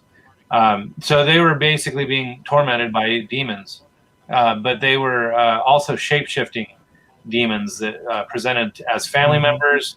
They presented as angels, whatever. So the thing that kind of throws me for a loop is that if he had an experience like that, and you're wanting to embrace his story as like some authoritative perspective, I think that the thing that flips me out is that if it is real, then these entities have the ability to deceive you on the other side. So, and you kind of draw a similar conclusion as I do, and that is that I'm kind of questioning everything now. The angel of light or whatever, maybe that is Lucifer, maybe it is demonic. And even if you think you met Jesus, a lot of people will say, if you met Jesus, it's not going to transform you to love people more. If you didn't meet Jesus, and I'm like, well, I mean, because that's a common theme in near-death experiences, is that love is the predominant theme. And and I can't. The love bomb is massive. Yeah. So, and I'm very impressed that you've heard or read or whatever, like over 2,000, you say? Yeah, about 2,000 watched, read, and listened. Yeah. Yeah. So, and I'm guessing you're probably very familiar with a lot of the researchers that I've come across. I'm trying to think of the documentary that I did first was Proof Consciousness Transcends the Brain, God in the Afterlife is the title. Oh, cool. And then, gosh, if you've seen all those, there's a chance you might have stumbled across it. The title does sound very familiar, but I'd have to go back and start watching it to know for sure. I had, in fact, it's up to like 250,000 views. Good for you. It's great. One of the main reasons I have as many followers as I do. But nice. Yeah, and honestly, I wasn't trying to promote a Christian perspective necessarily, but I definitely wanted to show that consciousness transcends the mind or the brain, and the body, and then basically I had clips of from other videos, and I've never made any money on that because it was a copyright claim on a couple different parts of it. So anyways, toward the end, I basically summed it all up that everything is kind of gravitating toward critiquing yourself to be more loving to people around you, and transforming yourself for the better. Now, you mentioned something about how that might actually be kind of a deception in itself, thinking that you have that your purpose here is to, be on the Earth school, and I'm heavily against that type of thinking. Yeah. So I mock it. well, I laugh at it. Yeah. I mean, I'm not in the spot yet where I feel like I can mock anything, because I feel that, I've done a lot more research than a lot of people, and I see how they're closed minded to a lot of things, and it's like I'm just aware that there's a lot of people that are out there that will present like they are all knowing, even though they've never Oh fully. yeah, no, there's tons of them. Yeah, no, and I don't think that at all. I used to have that belief set, so I totally understand how anyone could think that, because it's a way of justifying this experience. It's like, oh well, if it's not XYZ, then obviously, it is a school. That makes the most sense. Like, at least it did to me. So I'm not like mocking you. I mock it in a joking manner in my videos now, because of I used to think that way. I used to be that person. So Yeah. it's not meant to insult anyone. It's me more laughing at myself, and how I've managed to have that point of view and then break that line of thinking, because I really was starting to get sick of justifying the horrors of this world and rationalize everything with something like, oh, everything's love and light, everything's a learning experience. No, I do not excuse away what happens here anymore, at all. Because I do feel it is all there by design. It is all there to deceive, and the end goal is to always get people reincarnating back in a body. It might not happen right away, but they have mechanisms in place that we can't even fathom, that are going on to pull in the people that might not necessarily want to come back right away, or might not want to come back at all, but they kind of seem to go through this process, of being massaged, their ego being massaged, or trying to give them purpose and a reason to come back here. So the end goal is always the same. If you guys haven't checked out my channel, I just recently did a commentary video on a guy who has pre-birth memories, and he did not want to come back. He said it multiple times, and it's not my most recent video I did today. It was, I don't know, a week or two ago, my second most recent video on pre-birth memories. But check that out. And he's just one example, but a really strong one. If you listen to his testimony, he's fighting himself constantly, because he's trying to justify his experience here, even though he says flat out he didn't want to come back. He didn't want to come back. He said, he wants to leave and this and that, but XYZ and ABC, and I call it.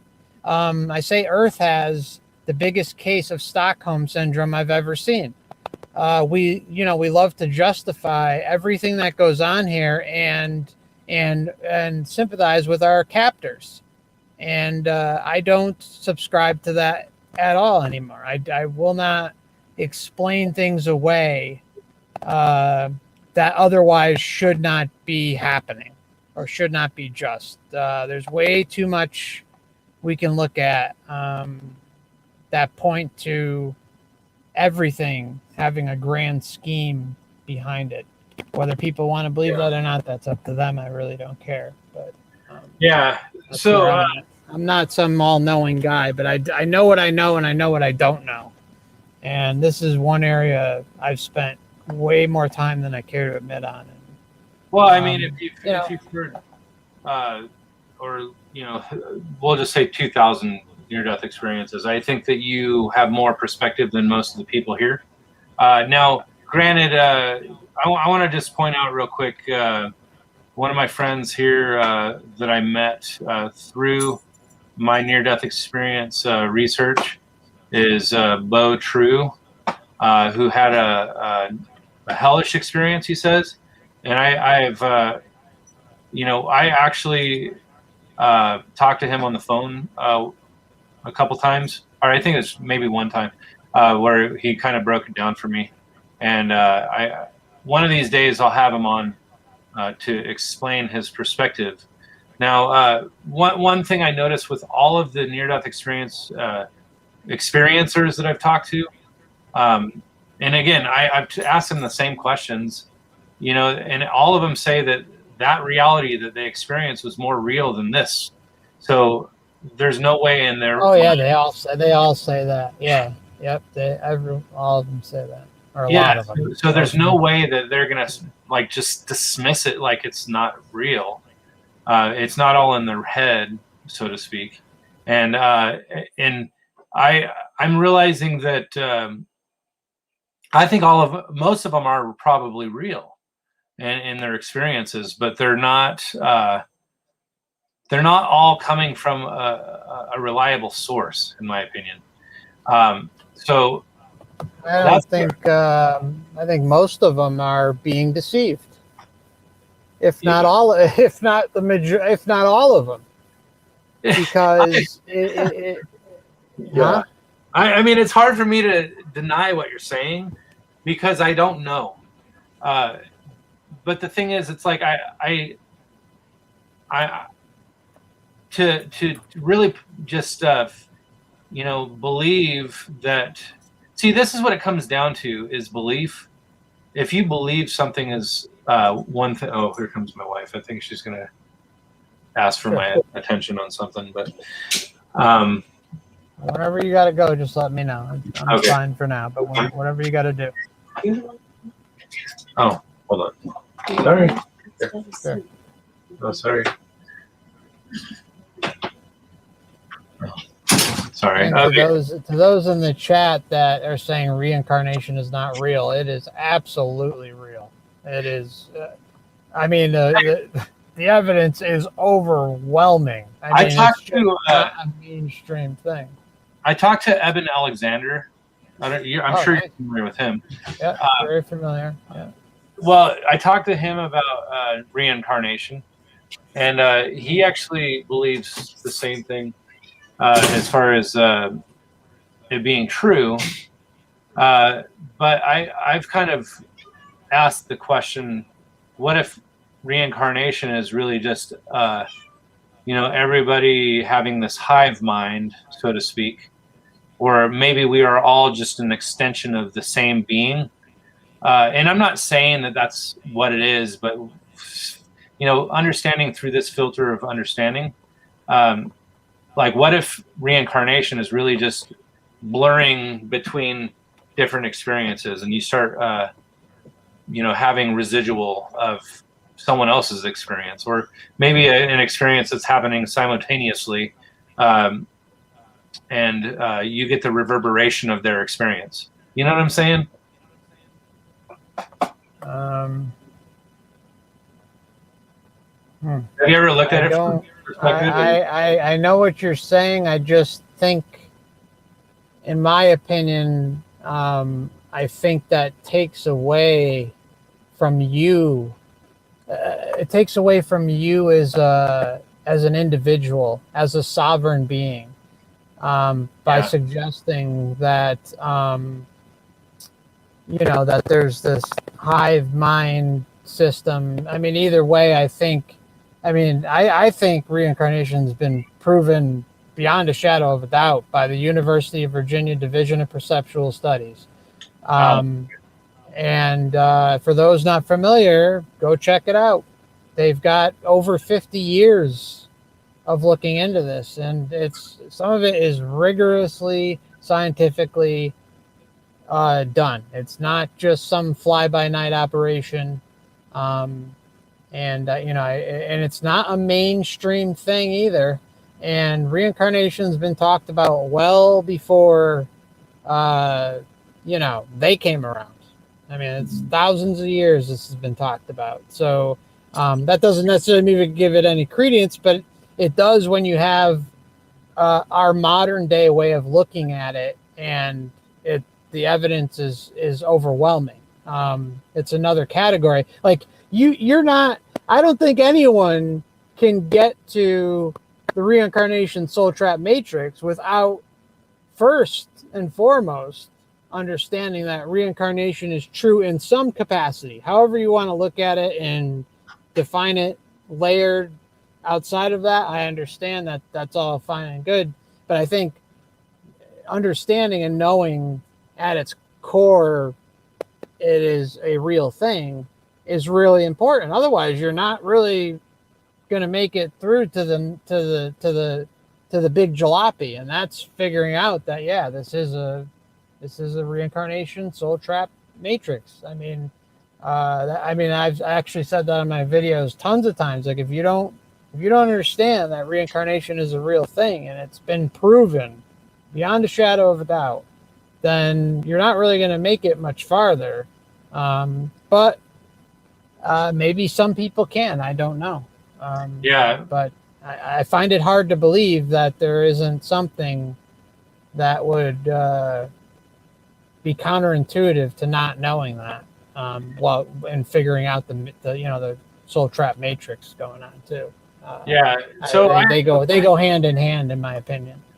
I appreciate your perspective. I'm not fully invested in the reincarnation perspective, but let me just say, part of it has to do with one of the things that was said on. Hold on, I'm trying to find a previous comment that.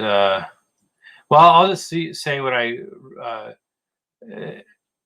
More Than a Flame said that that reincarnation's a lie, that we were all appointed once to die, and after that the judgment comes, and that's a scripture that was in the Bible, I guess. So the thing is that's the filter of belief is the Bible's correct. Now I'm not saying that the Bible is incorrect, but I do say that what if somebody is operating from that perspective? And do you think it's all correct? Do you think let's start with that. Do you think it's all correct? Well, I mean, I am not fully invested in the canon of the Bible. So like, say, for instance, like they've assembled the books of the Bible according to a certain structure. And I don't think that they're not even in the right order. Yeah.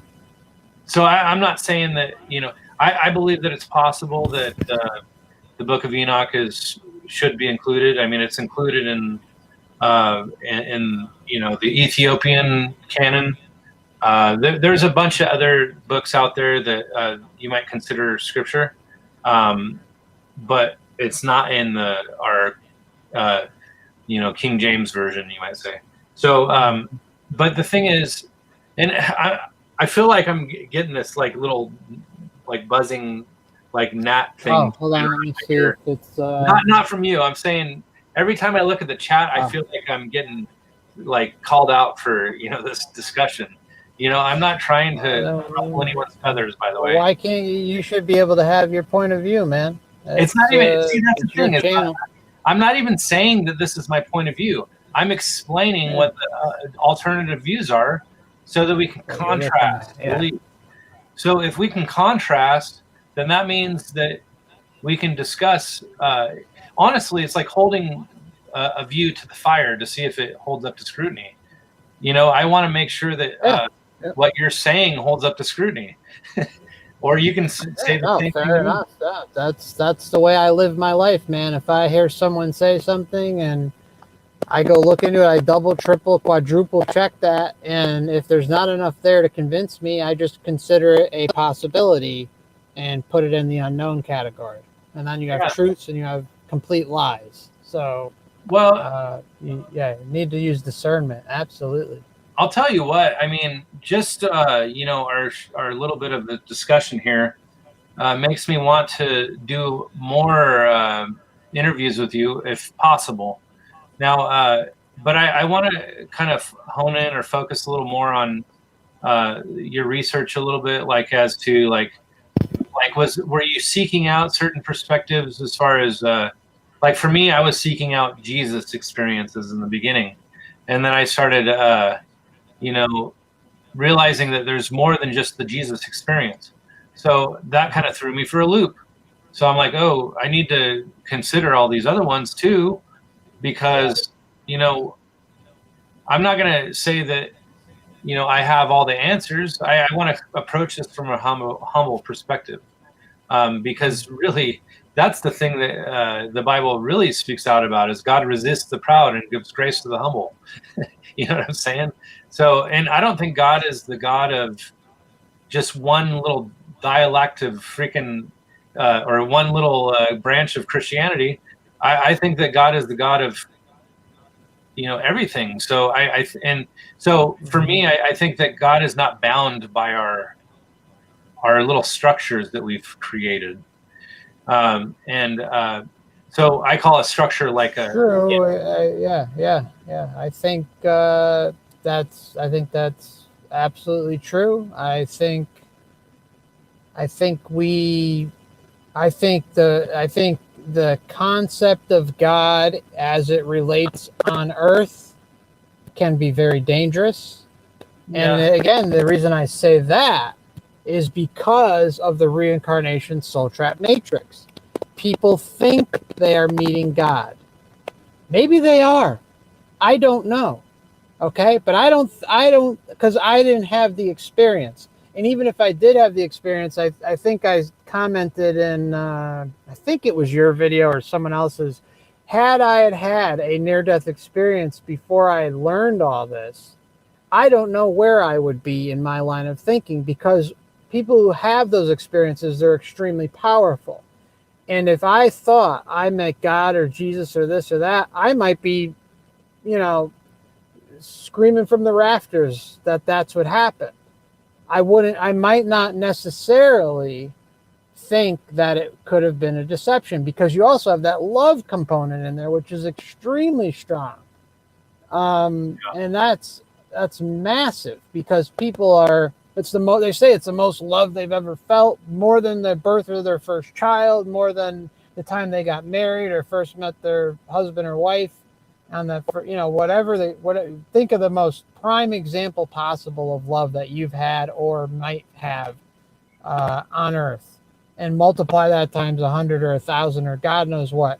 They say it's the most impactful love experience that they've ever had. And it was like it was more real than anything could be real on Earth. We have those are two big ones that they say, and that they didn't want to come back here. That's what a lot of them say too. A lot of them say they didn't want to come back, but they did. Oh yeah, because they were either told or they thought it. Yeah. And then boom, they're sent back. Why do all these people not want to come back? If it's so great down here, why don't they want to come back? Because they start to become accustomed to who they really are, their true form. We finally get liberated and start to feel our own form, and then boom, soon as that happens, we have some group or groups of entities ready and waiting in the wings in an illusionary fashion to try and guide us to where we should be going, because that's what they're telling us. Now, you could, let's just throw away everything that we talked about today. Let's just get down to the brass tacks of what's really important. The questions you should be asking yourself are: A, do I want to come back here?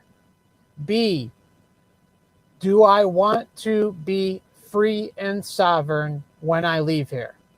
Or C, do I want to go along to get along with something that tells me what I should be doing? What sounds better, right? We want, I mean, me personally, I don't know, but I can't speak for everyone else, but I want sovereignty. Okay, I want freedom. I want to be completely free of anything making a decision or leading me towards something. Now, that doesn't necessarily mean that later on I might not, I might change my mind and go have some fun in some other realms and do some different things. That's definitely not it. But I think, like I kind of pointed out earlier, is when we die or when we have a near-death experience, there is a thing I like to call, again, the sweet spot. And I think it is absolutely crucial that when we are going through the process of death, that we do not allow our transformation from this body to our true form to be manipulated and suggested upon by anything. Because once we agree to go along with whatever the heck is presenting itself, that's when that's when your sovereignty is given up. That's when you are relinquishing that sovereignty for another being's power. And that's the question you need to ask yourself. You can believe in whatever you want, but do you want sovereignty? Because if you want sovereignty, do you really want to roll the dice that who you're going to meet is Jesus, or who you're going to meet is really your family members, or who you're going to meet is actually God? The moment you leave the body, do you really want to roll the dice? Just ask yourself that question, my friends. That's the biggest question you should be asking yourself. Because no matter how, you can have as much doubt about what I'm saying as you want. But if you want sovereignty, you better just take your time during the sweet spot to be alone in a collective and get used to your true self. Not everything just is going to be apparent to us, even though some people like to say that it does. That, we're going to be all knowing and everything. Some people do say that, but how do we know? Because they don't spend much time away from their body when they're having these experiences. So we really need to just think about that. Like we really need to be sovereign in that moment. Otherwise, I think we are opening up a door to just come right back here. All right, that's so. And again, for anybody that I have a feeling that there's going to be a lot of people that will just completely dismiss and poo-poo what you're saying, which when I first heard this, I was like, but it had me scratching my head, because I was like, well, who am I to say that that's not true? Because most of the stuff that I've looked into, really, there's a lot of belief that goes into accepting what other people are saying when they have an experience. And I've come to realize that a lot of these experiences are potentially whatever is being presented to them. And I don't really know if what they're being presented is true.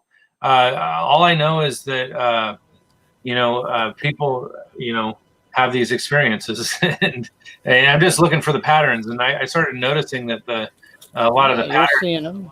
Yeah, I see that there's kind of like a template for near-death experiences. You can say, everybody will have, like a dying experience or something where, there's a flush of DMT in their brain and their pineal gland. And I think they hit the eject button. They end up out of body. They go down into a black room or something. And then they end up in this dark, realm or something. And then they are having telepathic discussions with people around them or spirits, and they're literally being ushered into a place of like outer darkness, and they're actually being ushered into their destruction, so to speak. And then oftentimes this light entity or this light tunnel will intervene and take people up into this light realm, and they'll meet Jesus or somebody that's a light being, whether it's a family member or an angel or something. I have a feeling that with the structure, and then they have their life review. They'll start but then there's this love, this outpouring of love that is so I often think about like how there's drugs that can manipulate that feeling in our minds. So like ecstasy. If you take ecstasy, you feel this outpouring of love, but it's a chemical release, right? I'm not saying that experience that you have in a near-death experience has anything to do with chemicals. I think that maybe somehow there's something. What if there's someone out there that actually knows how to manipulate your experience? And I'm not completely dismissing that. I'm not dumping the baby out with the bathwater. I feel like there's just too much information to consider. So I'm going to put that on a shelf and kind of see where that leads. One day it'll click. And, maybe it's going to take 2,000 near-death experiences for me to figure that out. But a lot of these guys over here on the chat are telling me, like, no, don't go down this road. Don't even look into it. It's deception. He's deceiving you, or whatever. And it's like, well, that's they have a right to their opinion. I don't really care, but yeah, and I'm not trying. It means nothing to me. It's how people people have a right to think and say what they want. I don't. I might not necessarily agree, just like they don't agree, but No, let them say whatever they want. But if you want to gamble, go for it. But don't be surprised when you come back here and your memory's wiped and you have no recollection of this life. If life was really about a school and learning from your lessons, how come you don't retain your memory at all, or very little? I mean, some people do, but not on a grand scale where you can go back and say, okay, well, I screwed up this last 5-10 lifetimes, so here I am today. I'm going to do it different this lifetime based on that knowledge of how I screwed up last time. So there's the whole issue of karma, and all that stuff. We can even go down that road, and that's a whole another ball of worms as it is. It is. It's a guilt tripping mechanism to get you to come back here. Oh, well, you screwed up. You did this. You hurt this person. You hurt that person. I mean, I'm sure with the near-death experiences you've read, you see how a lot of these people say that they were given this life review and shown from the person they hurt's perspective, so they can feel it. And even if we throw away or not throw away, but just toss off to the side near-death experiences and things like that with how chemicals and DMT, blah blah blah. We also have things like deathbed visions and very real dreams of family members coming and entities like Jesus and various other astral entities coming and appearing and showing themselves and letting the person know that, your time is kind of limited. It's almost time to come with me. And they're having sometimes full-on conversations in front of family members with something that the family members cannot see. And this could be weeks or months leading up to the actual death. So we have, there's a lot of little subcategories that go along with all this. You have pre-birth memories, near-death experiences. You have deathbed visions. You have death dreams. I'm sorry. You all right? No, I'm trying to tell my wife to let my son in. Go ahead and let him in real quick. Okay. Come on in. They're trying to tell me to wrap up. Hold on. Hey, I gotta get going soon anyway. Yeah, I gotta get going. Maybe we could just call it a day. But I appreciate you coming on, and we need to unpack. We need to unpack some of this more. I like to collaborate with other researchers, and it's important to me to hear other perspective, and regardless of whether it jives with other people's perspective. I like to contrast my belief and kind of see how it comes together, let's keep in touch. There was one more thing I wanted to bring up, but I'm afraid it's going to open up too much more conversation, but maybe you can think about it as we're leaving. But I talked to somebody that basically had a near-death experience, but it wasn't about God or anything like that. But they came back having extra abilities, and they can see ailments that people have. Oh yeah, it's not super common, but it's common. Yeah. Well, I talked to her on the phone. I talked to her on the phone for like almost 45 minutes, and but I was like trying to ask her, like, okay, so was there anything spiritual that you got out of it? I mean, and honestly, the thing that she got is that people have a psychic inner ability that they just haven't unlocked yet. And I don't really know how to take that. I think that's absolutely true. I think we have been deconditioned or conditioned through time and have lost those abilities. I think they're natural abilities that we all had at one point as a human species, but they are powerful. And I think when you have those abilities, you have power. And what does the control system feast on? Occult like powers. Oh, And they abuse it. And man. it's very real, whether people believe it or not, that doesn't matter. It's very real, and they believe in it, and they utilize it. They're doing it for something, Yeah. So there's a reason why they're doing it, because it works. Is there? Yeah. I mean, I can't help but agree with what you're saying. Is there a chance that you'll have availability later, like not today necessarily, but like in the evening? Are you a late nighter by chance? It depends on the day. I may be around today, but Not today. I mean, honestly, I've already had my 2 hours for the day. yeah, it's been a while. Yeah, I maybe sometime next week though. Yeah, so like I'm gonna have evenings available mostly now that I'm self-employed again. The thing is, yeah, I got laid off, so I had to do something. But anyways, my wife often gives me a little more freedom to do this stuff when when the kids are in bed already, and I hear my son yelling at me like for the last 5-10 minutes. He's like, "Dad, come out here," and I'm like, "Okay, I better get it going."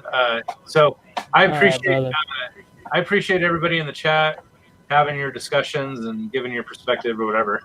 And Forever Conscious, yeah, I appreciate you, man, and we'll chat more. I know that other people are going to be like, meh, but honestly, one of the guys that I met, this guy Voynich, I met him through Brian Stabley, and a lot of the Mandela effect people kind of fall. Like I don't know, probably like 60 of them came from Brian Stabley's channel. So, but anyways, the bottom line is, everybody does have their own perspective. I think everybody should. Be real with themselves when they're researching, and not just try to promote their agenda. And I don't know. People think that's heresy or blasphemy or whatever, but I don't know. Whatever. Oh, just don't even give it a thought. Just live your life, man. Do you? Yeah. As long as you are, being a good person, doing what's right, and you have a good moral compass in life. That's what should matter. All right. Well, that's just my opinion, but everyone's got to live their life. Yeah. All right, man. Well, thank you, and I better get back to the family. I appreciate you, and maybe we'll hook up sometime next week. All right, man. We'll talk again soon. All right. Bye, Peace. everybody. Much love.